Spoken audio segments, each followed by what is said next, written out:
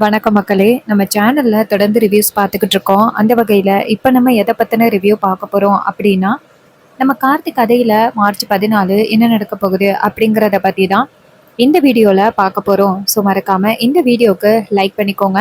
நம்ம சேனலை சப்ஸ்கிரைப் பண்ணிட்டு பக்கத்துல உள்ள பெல் ஐக்கானையும் கிளிக் பண்ணி ஆல்னு செட் பண்ணிக்கோங்க. அப்பதாங்க அடுத்து வீடியோஸ் போடும் பொழுது உங்களுக்கு நோட்டிஃபிகேஷன் வரும். பார்க்கலாம்.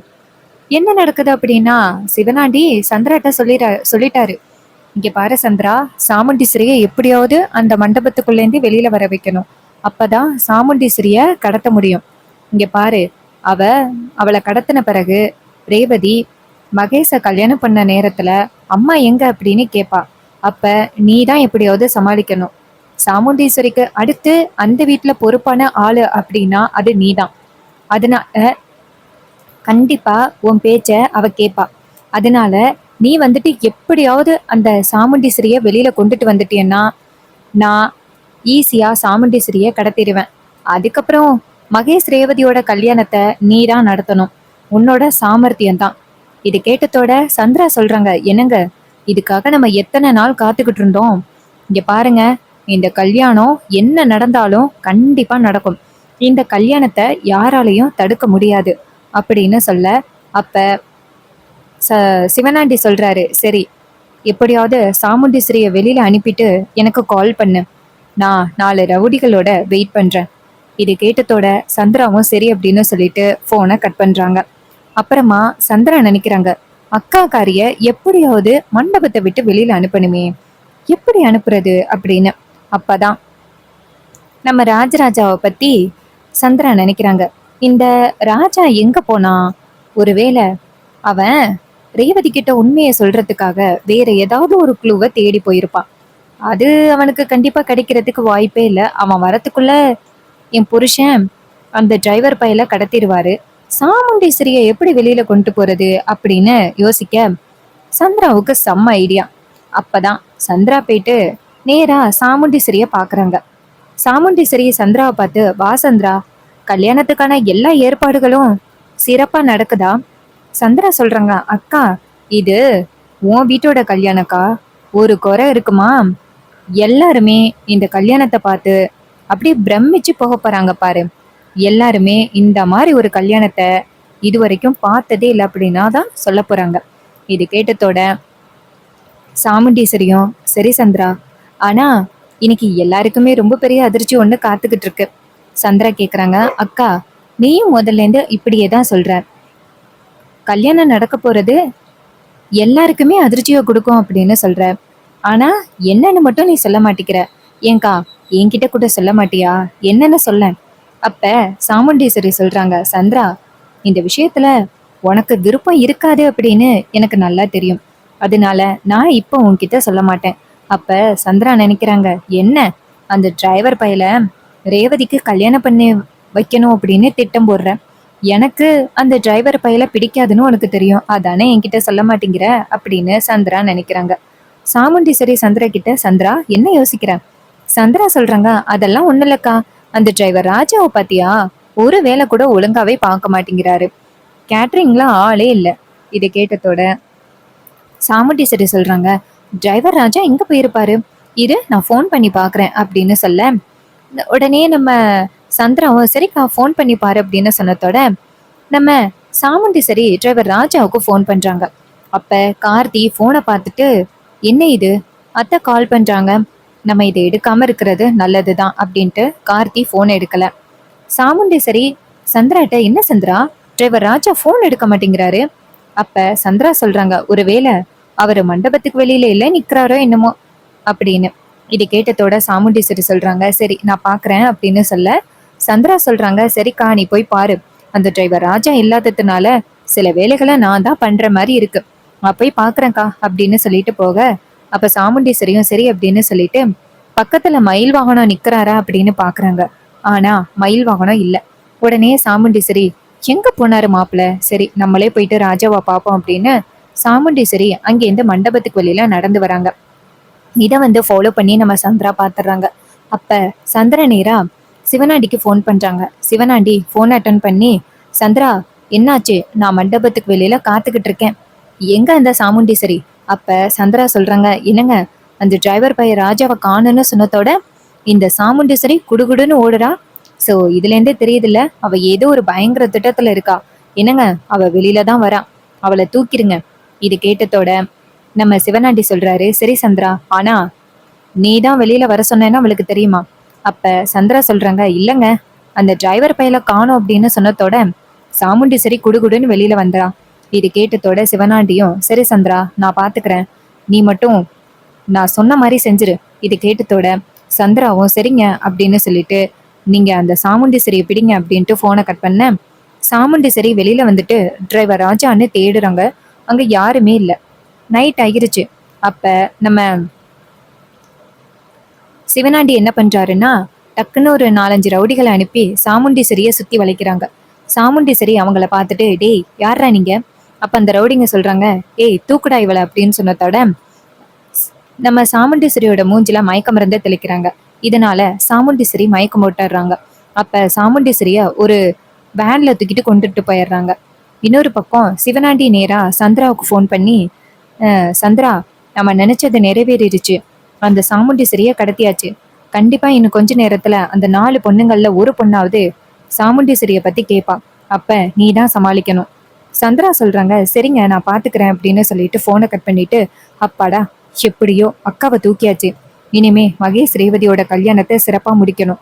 நம்ம போயிட்டு அந்த மாயா கிட்ட பேசுவோம் அப்படின்ட்டு சந்திரா நேரா மாயாவை போய் பாக்குறாங்க. மாயா நேரா சந்திராவை பார்த்துட்டு, இங்க பாருங்க மேடம். என்ன மேடம் ஆச்சு? நேரம் ஆக ஆக எனக்கு ரொம்ப பயமா இருக்கு. பேசாப்ல நாங்க இந்த மண்டபத்தை விட்டு போயிடுறோம். அப்ப மாயா சொல்றாங்க, ஏய், உங்களுக்காக நான் எவ்வளவு பெரிய ரிஸ்க் எல்லாம் பண்ணிக்கிட்டு இருக்கேன். சுலபமா மண்டபத்தை விட்டு போறேன்னு சொல்றீங்க? இங்க பாருங்க, சாமுண்டீஸ்வரிய கடத்தியாச்சு. இன்னும் 3 மணி நேரத்துல கல்யாணம் நடக்க போகுது. அந்த மகேஷ் ரேவதியோட கழுத்துல தாலி கட்ட போறான். அதனால இனிமே எந்த கவலையும் இல்ல. சரியா மாயா? இங்க பாரு, இதெல்லாம் பயந்துகிட்டு இருந்தீன்னா எப்படி நம்ம காரியத்தை சாதிக்க முடியும்? உடனேயே மாயா சொல்றாங்க, சரிங்க மேடம் அப்படின்னு சொல்லிட்டு நேரா மகேஷ் கிட்ட போயிட்டு, மகேஷ், ஒரு ஹாப்பியான நியூஸ்டா. அப்ப மகேஷ் கேக்குறாரு, என்னாச்சு மாயா? மாயா சொல்றாங்க, டேய், அந்த சாமுண்டீஸ்வரி இருக்கால, அவளை கடத்தியாச்சு. இனிமே அவ வந்தாலும் இந்த கல்யாணத்தை தடுத்து நிறுத்த முடியாது. அப்ப மகேஷ் கேக்குறாரு, அந்த டிரைவர் ராஜா? அப்ப மாயா சொல்றாங்க, அவன் எதுக்கோ வெளியில போனானா, அதை வச்சு சிவனாண்டி அவனையும் தூக்கிட்டாரு. இதை கேட்டதோட ரொம்ப சந்தோஷப்படுறாங்க நம்ம மகேஷ். அப்ப மாயா சொல்றாங்க, டேய், நம்ம பணக்காரவங்க ஆகுறத யாராலையுமே தடுக்க முடியாதுடா அப்படின்னு சொன்னதோட மகேஷும் சரி மாயா அப்படின்னு சொல்லிட்டு ரொம்ப ஹாப்பியா இருக்காங்க.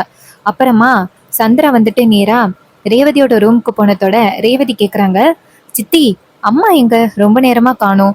அப்ப சந்திரா சொல்றாங்க, அக்காவுக்கு தலைவலியா, அதான் ரெஸ்ட் எடுக்கிறதுக்காக ரூம்ல இருக்கா. நான் வேணா போயிட்டு கிளப்பவா? உனக்கு ஏதாவது வேணுமா? அப்ப ரேவதி சொல்றாங்க, ஐயோ வேணா சித்தி, அம்மா தலைவலின்னு படுத்திருக்காங்கல்ல, படுத்து கிடக்கட்டும். இன்னும் 3 மணி நேரத்துல கல்யாணம், அப்ப கிளம்பிக்கட்டும். இது கேட்டதோட சந்திராவும் சரி அப்படின்னு சொல்றாங்க. அப்ப சந்திரா நினைக்கிறாங்க, இப்படியே சொல்லி அவளை ஏமாத்திரலாம். அதுக்கப்புறம் இன்னொரு பக்கம் நம்ம சாமுண்டீஸ்வரியை கொண்டு போய் ஒரு பெரிய குடோன்ல கட்டி போட்டு வச்சிருக்காங்க. இன்னொரு பக்கம் கார்த்தியவும் கடத்திட்டு வந்துட்டாங்க. அப்ப சிவனாண்டி வந்துட்டு 2 பேரையுமே கட்டி போட்டு வச்சிருக்காரு. அப்ப சாமுண்டீஸ்வரி சிவனாண்டிய பார்த்து, டேய், எதுக்குடா எங்க 2 பேரையும் கடத்திட்டு வந்த? அப்ப சிவனாண்டி சொல்றாரு, நீங்க 2 பேரும் இங்க வந்தா தானே கல்யாணம் நிக்கும். அதுக்கு சாமுண்டீஸ்வரி சொல்றாங்க, ஏய், மரியாதையா எங்களை விட போறியா இல்லையா? அப்ப சிவனாண்டி சொல்றாரு, ஏ சாமுண்டீஸ்வரி, மரியாதையா சொல்றது கேட்டுக்கிட்டு அமைதியா இரு. நான் போயிட்டு அந்த கல்யாணம் எப்படி நடக்குது அப்படிங்கிறத பார்த்துட்டு வரேன். உடனேயே சிவனாண்டி அந்த இடத்துல இருந்து போனதோட நம்ம கார்த்தி சாமுண்டீஸ்வரிய பார்த்து, மேடம், நீங்க எப்படி மேடம் ஈவென்ட்டா மாட்டுனீங்க? அப்ப சாமுண்டீஸ்வரி சொல்றாங்க, அதை விடு ராஜா, எப்படியாவது அந்த கல்யாணத்தை நிறுத்தணும். அப்ப கார்த்தி சொல்றாரு, என்ன மேடம் சொல்றீங்க, கல்யாணத்தை நிறுத்தணுமா? அப்ப சாமுண்டீஸ்வரி சொல்றாங்க, ஆமா ராஜா, நான் என்னோட திட்டமே வேறையா இருந்துச்சு. ஆனா இப்ப இவன் இப்படி கடத்திட்டு வருவான்னு நான் எதிர்பார்க்கல. இந்த கல்யாணத்தை எப்படியாவது தடுத்து நிறுத்தணும் ராஜா. அப்ப கார்த்தி கேக்குறாரு, என்ன மேடம் சொல்றீங்க, கல்யாணத்தை நிறுத்தணும்னு சொல்றீங்க? அப்படி நிறுத்துறதா இருந்தா முன்னாடியே நிறுத்திருக்க வேண்டியது தானே, எதுக்காக டிலே பண்ணீங்க? அப்ப சாமுண்டீஸ்வரி சொல்றாங்க, இங்க பாருப்பா டிரைவர் ராஜா, இந்த நேரத்துலதான் உன்கிட்ட திட்டத்தை சொல்ல வேண்டியதாகிருச்சு. அந்த மாயா மகேஷ் நல்லவங்களே கிடையாது, அது உனக்கும் தெரியும். மல்லிகா டாக்டரை வச்சு ரேவதி கிட்ட உண்மையை நிரூபிக்க கஷ்டப்பட்டேன்னு எனக்கு தெரியும். ஆனா மல்லிகா டாக்டர் நான் சொன்னதுனால தான் அவங்க உண்மையை சொல்லலை. இப்பயும் ரேவதியோட லைஃபை காப்பாத்துறதுக்காக தான் நீ அந்த நர்ஸை கூப்பிட போன அப்படின்னு தெரியும். அந்த நேரத்துல தான் இந்த சிவனாண்டி உன்னை தூக்கிட்டான். இங்க பாருப்பா டிரைவர் ராஜா, உன்னைதான் நான் ரேவதிக்கு கல்யாணம் பண்ணி வைக்கணும் அப்படின்னு நினைச்சு இந்த கல்யாணத்தை நோக்கியே எடுத்தேன். ஆனா கடைசியில அந்த சிவனாண்டி என்ன கடத்திட்டு வந்துட்டான். நான் வந்துட்டா அந்த கல்யாணம் நடக்காது அப்படின்னு நினைச்சிட்டு இருக்கான். ஆனா உண்மையாவே அந்த கல்யாணம் நடக்க கூடாதுதான். அப்ப கார்த்தி சொல்றாரு, இங்க பாருங்க மேடம், இப்படியாவது இந்த இடத்துல இருந்து தப்பிச்சு போயிடலாம், கவலைப்படாதீங்க. அப்ப சாமுண்டீஸ்வரி சொல்றாங்க, அந்த மகேஷ் என் பொண்ணோட கழுத்துல தாலி கட்டக்கூடாது அப்படின்னு. அப்ப கார்த்தி சொல்றாரு, அதெல்லாம் கட்ட மாட்டாங்க மேடம். கண்டிப்பா அந்த கல்யாணத்தை மயில் வாகனமும் ராஜராஜாவும் நிப்பாட்டிடுவாங்க. அப்ப சாமுண்டீஸ்வரி கேக்குறாங்க, என்னப்பா சொல்ற? அப்ப கார்த்தி சொல்றாரு, இங்க பாருங்க மேடம், அவங்களுக்கும் உண்மை தெரியும், அதனால கண்டிப்பா அந்த மகேஷ் ரேவதியோட கழுத்துல தாலி கட்டுறதுக்கு விட்டுற மாட்டாங்க. இது கேட்டதோட சாமுண்டீஸ்வரி சொல்றாங்க, சரிப்பா, நம்மளும் சீக்கிரம் அங்க போகணும். இதை கேட்டதோட கார்த்தியும் போயிடலாம் மேடம், கவலைப்படாதீங்க அப்படின்னு சொல்லிட்டு கார்த்தி கட்டு போட்டிருக்கிறத கயிட்டுறாரு. அந்த நேரம் ஒரு ரவுடி டக்குன்னு, டேய் கட்ட அவுக்குறான்டா அவன் அப்படின்னு சொல்லிட்டு கார்த்தி அடிக்க வர, அப்ப கார்த்தி அந்த ரவுடிகளை அடிச்சு போடுறாரு. இன்னொரு பக்கம் நம்ம சிவனாண்டியை காமிக்கிறாங்க. சிவனாண்டி நேரா கல்யாணத்துக்கு வராரு. கல்யாணத்துல வந்துட்டு கால் மேல கால் போட்டுட்டு உட்கார்றாரு. சந்திர நேரா சிவனாண்டி கிட்ட என்னாச்சுங்க அப்படின்னு கேட்க சிவனாண்டி சொல்றாரு, அதெல்லாம் பெர்ஃபெக்டா முடிச்சாச்சு. அந்த சாமுண்டீஸ்வரியும் டிரைவர் பையன் ராஜாவும் இங்க வரத்துக்கு வாய்ப்பே இல்லை. மகேஷ் ரேவதியோட கல்யாணம் கண்டிப்பா நடக்கும். இன்னொரு பக்கம் ரேவதிக்கு மேக்கப் பண்ணிக்கிட்டு இருக்காங்க. அப்ப சந்திரா போயிட்டு நேரா ரேவதி கிட்ட, ரேவதி கிளம்பிட்டியா? அப்ப ரேவதி சொல்றாங்க, கிளம்பிட்டேன் சித்தி.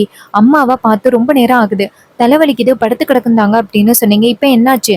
அப்ப நம்ம சந்திரா சொல்றாங்க, இங்க பாருமா ரேவதி, இத அக்கா காரி உன்கிட்ட சொல்லக்கூடாது அப்படின்னு தான் சொன்னா. ஆனா உன்கிட்ட சொல்லணும். இங்க பாருடா, ஏதோ உன் ஜாதகத்துல ஏதோ தோஷம் இருக்கான், அதனால அக்கா வந்துட்டு உன்னோட கல்யாணத்தை பார்க்க கூடாதான், அதனால அவ கோயிலுக்கு போயிட்டாமா. இங்க பாரு, நீ மகேஷ கல்யாணம் பண்ணிக்க, அதுதான் அக்காவுக்கு ரொம்ப சந்தோஷம், சரியா? இதை கேட்டதோட ரோகிணி சொல்றாங்க, என்ன சித்தி இப்படி சொல்றீங்க? அம்மா எந்த கோயிலுக்கு போயிருக்காங்க? அது எப்படி அம்மா இல்லாம ரேவதியோட கல்யாணம் நடக்கும்? அதெல்லாம் வேணாம் சித்தி, எந்த கோயிலுக்கு அம்மா போயிருக்காங்கன்னு சொல்லுங்க. அப்ப நம்ம சந்திரா சொல்றாங்க, இங்க பாரு ரோகிணி, அக்காவோட கோவத்தை பத்தி உனக்கு தெரியும்ல. அக்கா ஒரு முடிவெடுத்தா அந்த முடிவுல எந்தவித மாற்றமும் இல்லை. இங்க பாரு ரேவதி, நீ மகேஷ கல்யாணம் பண்ணிக்கணும் அப்படின்னு ஆசைப்பட்டேன். இந்த கல்யாணம் நல்லபடியா நடக்கட்டும். அப்புறம் பொண்ணு மாப்பிள்ளையா போயிட்டு அக்கா கிட்ட ஆசீர்வாதம் வாங்கலாம். அவ கல்யாணம் முடிஞ்ச கையோட இங்க வரேன்னு சொல்லிட்டான். இது கேட்டதோட ரேவதி சொல்றாங்க, இல்ல சித்தி, அம்மா இல்லாம எப்படி சித்தி இந்த கல்யாணம் நடக்கும்? அப்ப நம்ம சாமுண்டீஸ்வரி அப்ப சந்திரா சொல்றாங்க, இங்க பாரு, அக்கா வந்துட்டு ஒரு தடவை முடிவெடுத்துட்டா அதுல மாற்றமே கிடையாது. இங்க பாரு, உனக்கும் மகேஷுக்கும் நல்லபடியா கல்யாணம் நடக்கணும்ல, அதனால அமைதியா இரு. இன்னொரு பக்கம் ரேவதி அடம்பிடிக்கிறாங்க, இல்ல அம்மா இல்லாம என்னால கல்யாணம் பண்ணிக்க முடியாது. இத பார்த்ததோட சந்திராவுக்கு செம ஷாக்கு. என்ன இது, இவ இப்படி பிடிவாதம் பிடிக்கிறா அப்படின்ட்டு சந்திரா வெளியில போயிட்டு நேரா சிவனாண்டிக்கு ஃபோன் பண்ண, சிவனாண்டி போனை அட்டன் பண்ணி, சொல்லு சந்திரா. அப்ப சந்திரா சொல்றாங்க, என்னங்க, இவ அக்கா இருந்தாதான் கல்யாணம் பண்ணிப்பேன்னு சொல்லி அடம் பிடிக்கிறா, இல்லைன்னா கல்யாணம் பண்ண மாட்டேன்னு சொல்றா. அப்ப சிவனாண்டி சொல்றாரு, அந்த மகேஷ் எங்க இருக்கான், அவனை அனுப்பிவிடு. உடனே சந்திராவும் சரிங்க அப்படின்னு சொல்லிட்டு நேரா மகேஷ் கிட்ட போறாங்க. போயிட்டு, இங்க பாரு, அந்த சாமுண்டீஸ்வரிய கடத்தியாச்சு, ஆனா இந்த விஷயம் ரேவதிக்கு தெரியாது. அம்மா இருந்தாதான் கல்யாணம் பண்ணிப்பேன்னு சொல்றா, நீ எப்படியாவது போயிட்டு அவளை சமாதானப்படுத்து. இது கேட்டதோட மகேஷும் சரி அப்படின்னு சொல்லிட்டு நேரா ரேவதி கிட்ட போயிட்டு, இங்க பாரு ரேவதி அப்படின்னு சொல்ல, ரேவதி சொல்றாங்க, இங்க பாருங்க மகேஷ், இந்த விஷயத்துல நீங்க என்ன சொன்னாலும் நான் ஒத்துக்க மாட்டேன். அப்ப நம்ம மாயா சொல்றாங்க, மேடம் இதுக்கு தான் மேடம் சொன்னேன், இந்த கல்யாணமே வேண்டாம் அப்படின்னு, ஆனா நீங்க தான் கேட்கல. மகேஷ் சொல்றாரு, இங்க பாரு மாயா, ரேவதி, இன்னைக்கு நம்ம 2 பேருக்கும் கல்யாணம் நடக்கலைன்னா அதுக்கப்புறம் ஏதாவது பிரச்சனை அந்த டிரைவர் ராஜா பண்ணி நம்ம கல்யாணத்தை நிப்பாட்டிடுவான். இங்க பாரு, இந்த கல்யாணம் கட்டாயம் நடக்கணும். இங்க பாரு, கல்யாணம் முடிஞ்சதோட அம்மா அம்மா காலில் விழுந்து ஆசீர்வாதம் வாங்கிப்போம். இங்க பாரு, நீ வா அப்படின்னு சொன்னதோட உடனே ரேவதியும் சரிங்க மகேஷ், நீங்க சொல்றதுனால சரின்னு ஒத்துக்கிறேன். அப்ப மகேஷும் சரி அப்படின்னு சொல்லிட்டு அந்த இடத்துல இருந்து போனதோட சந்திரா நேரா மகேஷை பார்த்து சூப்பர் அப்படின்னு சொல்றாங்க. அப்புறமா நம்ம மாயாவுக்கு மனசு பொறுக்கவே இல்லை. அதுக்கப்புறம் மாயாவை வந்துட்டு மணமேடிக்கு கூட்டிட்டு போறாங்க. மகேஷும் மணமேடிக்கு போறாரு. இன்னொரு பக்கம் சிவனாண்டி இதையெல்லாம் பார்த்துக்கிட்டு உட்காந்துருக்காரு. அப்ப நம்ம பரமேஸ்வரி இதை பார்த்துட்டு, ஐயோ என்னடா இது, கார்த்திகையும் காணும், அந்த சாமுண்டீஸ்வரியும் காணும், 2 பேரும் எங்க? அப்ப மயில்வாங்கன்னு சொல்றாரு, அதான் எனக்கும் தெரியல, 2 பேரும் எங்க போனாங்கன்னே தெரியலையே. இந்த மகேஷ் பைய ரேவதியோட கழுத்துல தாலி கட்ட போறானே அப்படின்னு சொல்ல ராஜராஜா சொல்றாரு, மாப்பிள நான் இப்பயே போய் அந்த மகேஷை கொன்னுடுறேன். அதுக்கு நம்ம பரமேஸ்வரி சொல்றாங்க, ராஜராஜா அமைதியா இருடா, கார்த்திக் கண்டிப்பா வருவான். இன்னொரு பக்கம் தாலி வந்து எல்லார்கிட்டையும் கொடுத்து ஆசீர்வாதம் வாங்குறாங்க. நம்ம சிவனாண்டி ரொம்ப சந்தோஷமா ஆசீர்வாதம் பண்றாரு. பரமேஸ்வரி நேரா ராஜராஜட்ட, பாத்தியாடா இந்த கல்யாணம் நடக்கக்கூடாது, நடக்க விட மாட்டேன் அப்படின்னு சொல்லிட்டு இவன் என்னடா ஆசீர்வாதம் பண்றதுக்கு முன்னாடி உட்கார்ந்துருக்கான். எனக்கு என்னமோ இதுல சூழ்ச்சி இருக்கிற மாதிரி தெரியுது. அப்ப ராஜராஜா சொல்றாரு, வேற என்ன, அந்த மகேஷ் கேடு கட்டவன், அவனை ரேவதி கல்யாணம் பண்ணட்டும்னு தான் வேடிக்கை பார்த்துக்கிட்டு இருக்கான். அப்ப பரமேஸ்வரி சொல்றாங்க, நம்மளாவது இந்த கல்யாணத்தை நிப்பாட்டணும். அப்ப மயில்வாகனம் சொல்றாரு, நான் ரேவதி கிட்ட சொல்லி பார்த்தேன், ஆனா ரேவதி கேட்கல. அவ அந்த மாயா சொன்னதை கேட்டு நம்பி இருக்கா. இது கேட்டதோட பரமேஸ்வரி சொல்றாங்க, ஐயோ அந்த சாமுண்டீஸ்வரி எங்க போனா? அப்ப மயில்வாகனம் சொல்றாரு, அதான் எனக்கும் தெரியல. அதே நேரத்துல நம்ம கார்த்தி வந்துட்டு ரவுடிகளை அடிச்சு போட்டுட்டு நேரா சாமுண்டீஸ்வரி கிட்ட சீக்கிரம் வாங்க, ரேவதியை காப்பாத்தணும் அப்படின்னு சொல்ல சாமுண்டீஸ்வரியும் சரி அப்படின்னு சொல்லிட்டு கிளம்புறாங்க. நேரா மண்டபத்துக்கு வராங்க. இன்னொரு பக்கம் தாலி எல்லாருக்கிட்டையும் கொடுத்து மகேஷ் கிட்ட கொண்டு போய் கொடுக்குறாங்க. மகேஷ் தாலி கட்டுறதுக்காக ரேவதி பக்கத்துல போறாரு. அப்ப நம்ம சாமுண்டீஸ்வரி துப்பாக்கியோட வந்து நிக்கிறாங்க. அதை பார்த்ததோட மகேஷுக்கு ரொம்ப அதிர்ச்சி. அப்ப மாயாவும் செம ஷாக் ஆகுறாங்க, சிவனாண்டியும் ஷாக் ஆகுறாரு. அப்ப சாமுண்டீஸ்வரி சொல்றாங்க, இங்க பாரு, அவ கழுத்துல தாலி கட்டுன உன் தலை இருக்காது. அப்ப மகேஷ் வந்துட்டு ரொம்ப அதிர்ச்சி ஆகுறாரு. அப்ப ரேவதியும் ஷாக் ஆகி எந்திரிக்கிறாங்க. அப்ப ரேவதி நேரா அவங்க சாமுண்டீஸ்வரியை பார்த்து, அம்மா இவ்வளவு நேரம் எங்கம்மா போனீங்க? அப்ப சாமுண்டீஸ்வரி சொல்றாங்க, இந்த சிவனாண்டி இருக்கான, அவன் என்னை கடத்தி கொண்டு போய் கட்டி வச்சிருந்தான், என்னையும் ராஜாவையும். இதை கேட்டதோட ரேவதி அதிர்ச்சி ஆகுறாங்க. இதுக்குமா உங்களை கடத்திட்டு போகணும்? அப்ப சாமுண்டீஸ்வரி சொல்றாங்க, அப்பதானே இந்த கேடு கெட்டவனோடுக்கும் உனக்கும் கல்யாணம் நடக்கும், அதுக்குதான். ரேவதி கேக்குறாங்க, அம்மா யாரம்மா கேடு கெட்டவன்னு சொல்றீங்க? சாமுண்டீஸ்வரி சொல்றாங்க, இந்த மகேஷையும் மாயாவையும் தான். இந்த மகேஷும் மாயாவும் தப்பான தொடர்புல உள்ளவங்க, உன்னை நல்லா ஏமாத்திருக்காங்க. இது கேட்டதோட ரேவதி அதிர்ச்சி ஆகுறாங்க. சிவனாண்டி சொல்றாரு, ஏ சாமுண்டீஸ்வரி, நான் ஏன் இந்த கல்யாணத்தை நிப்பாட்டணும்? நீங்க பாரு, என்னதான் இருந்தாலும் நீ என் சொந்தக்காரி தானே, எப்படி நான் இந்த கல்யாணத்தை நிப்பாட்டி உன்னை அவமானப்படுத்துவேன்? அப்ப சாமுண்டீஸ்வரி அந்த சிவனாண்டியை பார்த்து, ஏ சிவனாண்டி, ரொம்ப நல்லவன் மாதிரி பேசாத, நீ எப்படிப்பட்ட கேடு கட்டவனே எனக்கு தெரியும். நீ என்னை கடத்தி வச்சுக்கிட்டு என்ன காரியம் பண்ணியிருக்க? அப்ப நம்ம ரேவதி சொல்றாங்க, சித்தி வந்துட்டு நீங்க கோயிலுக்கு தான் போயிட்டீங்கன்னு சொன்னாங்க. அப்ப நம்ம சந்திரா சொல்றாங்க, இல்ல அக்காவை காணோன்ட்டு கோயிலுக்கு போயிருப்பாளேன்னு சொன்னேன். அப்ப ரேவதி சொல்றாங்க, நீங்க அப்படி சொல்லலையே, என் ஜாதகத்துல ஏதோ தோஷம் இருக்கு, அதனாலதான் கோயிலுக்கு போயிட்டாங்கன்னு சொன்னீங்க. அப்ப சந்திரா திருதிருன்னு முழிக்கிறாங்க. அப்ப சாமுண்டீஸ்வரி சந்திராவை பார்த்து, சந்திரா என்ன சந்திரா இதெல்லாம்? சந்திரா சொல்றாங்க, இல்லக்கா ரேவதி ஏதோ வளர்றா. அப்ப ரேவதி சொல்றாங்க, சித்தி நீங்க இப்படிதான் சொன்னீங்க. அப்ப சாமுண்டீஸ்வரி சொல்றாங்க, சரி அதை விடு, இங்க பாரு மகேஷ், மரியாதையா அந்த இடத்த விட்டு கிளம்ப போறியா இல்லையா அப்படின்ட்டு அவங்க துப்பாக்கியை காமிச்சதோட மகேஷ் ரொம்ப அதிர்ச்சியாகி அந்த இடத்துல இருந்து கிளம்புறாரு. ஸோ இந்த வீடியோ பிடிச்சிருந்துச்சு அப்படின்னா இந்த வீடியோக்கு மறக்காம லைக் பண்ணிக்கோங்க. சேனலை சப்ஸ்கிரைப் பண்ணிட்டு பக்கத்தில் உள்ள பெல் ஐக்கானையும் கிளிக் பண்ணி ஆல்னு செட் பண்ணிக்கோங்க. அப்பதாங்க அடுத்த வீடியோஸ் போடும் பொழுது உங்களுக்கு நோட்டிஃபிகேஷன் வரும். பார்க்கலாம். தேங்க்ஸ் ஃபார் வாட்சிங்.